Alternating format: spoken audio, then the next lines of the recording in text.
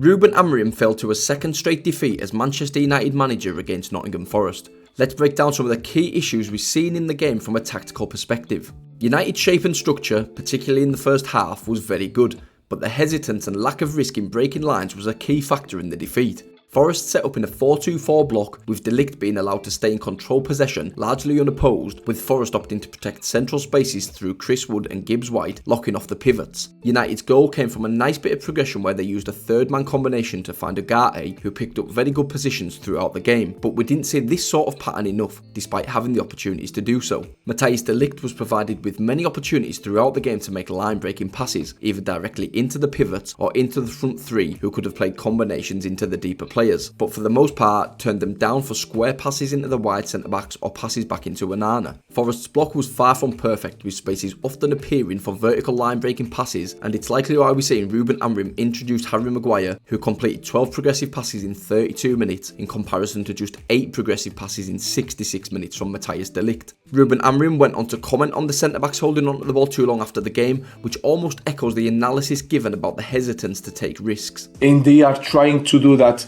I know that they have to have more confidence, not just to take the ball, but also to put the ball between the lines, and we did it in the goal. The first goal is a play like that, so it's everything you said. United also had centre-back issues out of possession. Lisandro Martinez again showed why it might be difficult for him to become a long-term fixture in this United side, despite being one of the best progressive centre-backs in Europe. His height at 5'10" is a very clear physical flaw in, having won just 44.2% of aerial duels since arriving in the Premier League. But perhaps more concerning is his ability to defend 1v1, which is a big requirement for wide centre-backs in a back three. His approach is ultra-aggressive, and his body shape in these aggressive moments allows for attackers to comfortably find spaces around him. We can see here against Arsenal, Lenny Yoro's use of short steps makes it difficult for Trossard to find space either way, due to Yoro's ability to accelerate and match the attacker's movement and changes of direction. Compared to Martinez, whose larger steps and more heavily footed approach makes it easier for Jota Silva to move into space given Martinez's momentum and weight distribution. The larger steps and heavier weight distribution mean that changes of speed and direction from the ball carrier require a greater and longer adjustment from the defender.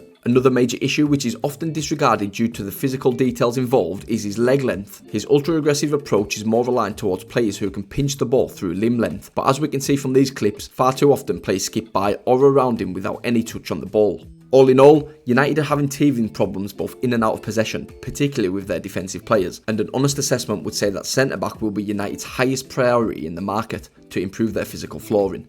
Thank you for watching, and please subscribe for more tactical content.